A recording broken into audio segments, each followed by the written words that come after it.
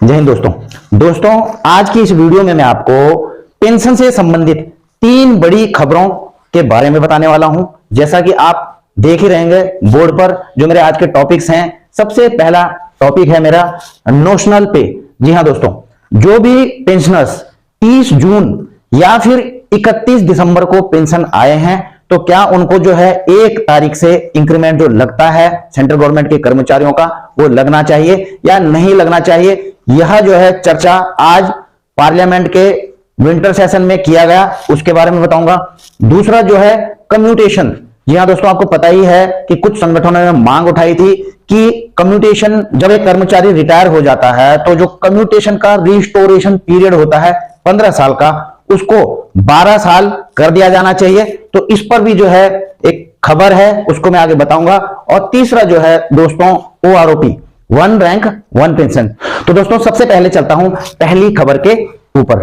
तो दोस्तों आप स्क्रीन पर देख रहे होंगे, आज लोकसभा में यानी कि 21 दिसंबर 2022 को सेवानिवृत्त कर्मियों के नोशनल इंक्रीमेंट के संबंध में प्रश्न पूछे गए। आप देख रहे होंगे, इसका विषय सेवानिवृत्त कर्मियों को सांकेतिक वेतन वृद्धि की स्वीकृति। श्री PR नटराजन जी ने सवाल पूछा कि क्या प्रधानमंत्री यह बताने की कृपा करेंगे कि क्या पेंशन लाभ के लिए 1 जुलाई से सांकेतिक वेतन वृद्धि की स्वीकृति केवल उन लोगों के लिए है जिन्होंने वेतन वृद्धि की तारीख अर्थात 30 जून को 1 वर्ष की अवधि पूर्ण कर ली है। और दूसरा क्वेश्चन इन्होंने पूछा है, यदि हां तो तत्संबंधी ब्यौरा क्या है और यदि नहीं तो इसके क्या कारण है। इसी में उन्होंने तीसरा सवाल पूछा है कि क्या सरकार 30 जून को सेवानिवृत्त होने वालों को ही पेंशन के लाभ के लिए वार्षिक वेतन वृद्धि के लाभ के बगैर सांकेतिक वेतन वृद्धि की पर विचार कर रही है, और यदि हां तो तत्संबंधी ब्यौरा क्या है। तो दोस्तों जो नटराजन जी ने सवाल किया है कि जो 30 जून को रिटायरमेंट आते हैं तो क्या उनको 1 जुलाई से लगने वाले इंक्रीमेंट का नोशनल पे का लाभ मिलेगा या नहीं। तो दोस्तों इसके जवाब में आप देख रहे होंगे राज्य मंत्री डॉक्टर जितेंद्र सिंह जी ने जवाब दिया है। इन सभी सवालों का जवाब यहां पर दिया गया है क से घ तक कि न्यायालयों ऑब्लिक केंद्रीय प्रशासनिक अधिकरण कैट द्वारा दिए गए निर्णयों आदेश के अनुसरण में कार्मिक और प्रशिक्षण विभाग के दिनांक 3 फरवरी 2021 के लेटर आप देख रहे होंगे, ये रेफरेंस दिए हैं, के माध्यम से केंद्र सरकार के मंत्रालयों विभागों को केंद्र सरकार के उन सभी सरकारी कर्मचारियों को सांकेतिक नोशनल वेतन वृद्धि प्रदान करने संबंधी दावों मामले में सलाह जारी की गई है जो 30 जून या 31 दिसंबर को सेवानिवृत्त हुए हैं। यानी कि दोस्तों सरकार ने यहां पर बताया है कि जो कैट द्वारा न्यायालय केंद्रीय प्रशासनिक अधिकरण और कार्मिक और प्रशिक्षण विभाग के द्वारा इन लेटर के जरिए सभी सरकार के मंत्रालयों और विभागों को इस संबंध में सलाह जारी की गई है। तो दोस्तों मैं आपको यह बता दूं कि यदि यह नोशनल इंक्रीमेंट को लागू कर दिया जाता है तो इससे जो है हजारों हो सकता है लाखों पेंशनर्स को फायदा मिलेगा एक इंक्रीमेंट का। अब देखते हैं दोस्तों दूसरा पॉइंट जो कि लोकसभा में उठाया गया पेंशनर्स के हित में। आप देख रहे होंगे यहां पर कार्मिक लोक शिकायत एवं पेंशन मंत्रालय पेंशन और पेंशनभोगी कल्याण विभाग की तरफ से आया है। लोकसभा में इसे उठाया गया था और इसका दिनांक भी देख रहे होंगे 21 दिसंबर 2022।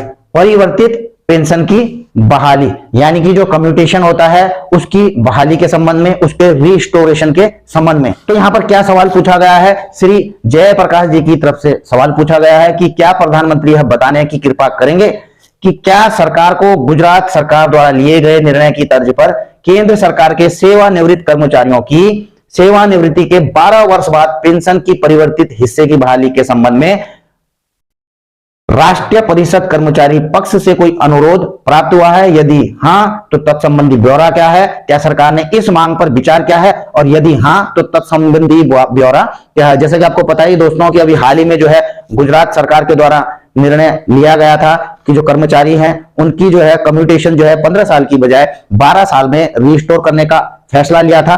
तो यहां पर जयप्रकाश जी ने इसी के रिगार्डिंग सवाल पूछा है कि क्या गुजरात सरकार द्वारा लिए गए फैसले की तर्ज पर जो है केंद्र सरकार भी इस पर विचार कर रही है। सरकार की तरफ से जवाब दिया गया है डॉक्टर जितेंद्र सिंह जी की तरफ से क से ग तक के जो भी सवाल पूछे गए हैं कि जी हां महोदय, दिनांक 22 सितंबर 2022 को आयोजित राष्ट्रीय परिषद की अस्थायी समिति की बैठक में 12 वर्ष बाद पेंशन के सारांशीकृत हिस्से की बहाली के संबंध में राष्ट्रीय परिषद के कर्मचारी पक्ष की ओर से मांग उठाई गई है।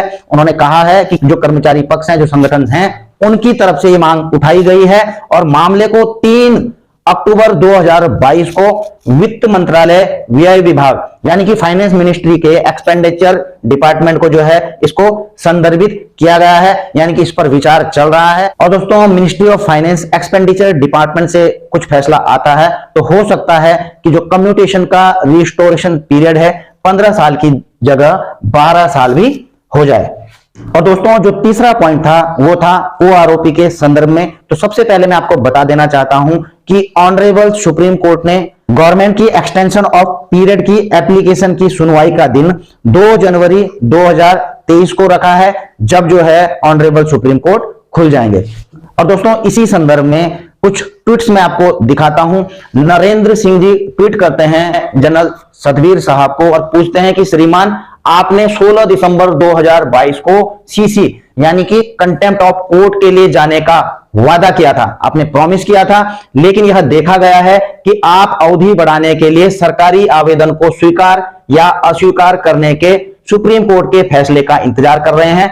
इसमें कोई तर्क नहीं है। दोस्तों, जैसा कि आपको पता ही है कि 15 दिसंबर को जो समय पूरा हो रहा था गवर्नमेंट का, जो सुप्रीम कोर्ट ने आदेश दिए थे कि 3 महीने के अंदर जो है ओआरओपी रिवीजन का एरिया जो है इनको पे किया जाना है, तो 15 दिसंबर को जब समाप्त हो रहा था तो उससे पहले जो है जनरल साहब की तरफ से काफी बार कहा गया था कि उनकी लीगल टीम तैयार है, गवर्नमेंट ने अभी तक जो है एरिया पे नहीं किया है, अगर समय पर पे नहीं करती है तो वो जो है कंटेम्प्ट ऑफ कोर्ट फाइल करेंगे। लेकिन 15 दिसंबर के बाद कंटेम्प्ट ऑफ कोर्ट फाइल नहीं किया गया, तो उसी के संबंध में जो है नरेंद्र सिंह जी क्वेश्चन पूछ रहे हैं कि आपने वादा किया था, आपके इस वादे का क्या हुआ। तो इसके जवाब में जनरल सतबीर साहब लिखते हैं कि हाँ, मैंने कहा था, लेकिन सरकार के 14 दिसंबर को एमए दाखिल किया, यानी कि मैंने कहा था, मैंने प्रॉमिस किया था, लेकिन सरकार ने जो है 14 दिसंबर को जो है मिसलेनियस एप्लीकेशन फाइल कर दी। और किस चीज की थी वो? दोबारा से एक्सटेंशन ऑफ टाइम के लिए। वो लिखते हैं कि हमने भी 15 दिसंबर को एमए के साथ जवाब दिया, यानी कि इन्होंने भी जो है मिसलेनियस एप्लीकेशन फाइल की एचएससी से, यानी कि ऑनरेबल सुप्रीम कोर्ट से, प्रार्थना के साथ कि सरकार को आदेश दिया जाए कि बकाया का भुगतान तत्काल करें। तो जनरल साहब का कहना है कि जो हमने मिसलेनियस एप्लीकेशन डाली है उसमें कहा गया है कि गवर्नमेंट की जो एक्सटेंशन ऑफ टाइम की एप्लीकेशन है उसको मंजूर ना करके गवर्नमेंट को जल्दी से जल्दी जो है एरियर का भुगतान, जो कि ओआरओपी रिवीजन का है, उसे करने का तत्काल आदेश दिया जाए। जनरल साहब आगे क्या कहते हैं? 2 जनवरी 23 को सुनवाई निर्धारित की गई है, यानी कि 2 जनवरी को इसकी सुनवाई होनी है। छुट्टियों के बाद सुप्रीम कोर्ट फिर से खुलेगा, यानी कि जब सुप्रीम कोर्ट खुलेगा तो 2 जनवरी को इस पर सुनवाई होगी। सीसी दाखिल करने का विकल्प एमए सुनवाई के बाद होगा, यानी कि जो हमारा कंटेम्प्ट ऑफ कोर्ट दाखिल करने का विकल्प है, जब मिसलेनियस एप्लीकेशन में 2 जनवरी 2023 को सुनवाई हो जाएगी, उसी के बाद हम इस पर विचार करेंगे या इस पर इंप्लीमेंट करेंगे। तो दोस्तों, 2 जनवरी का इंतजार कीजिए।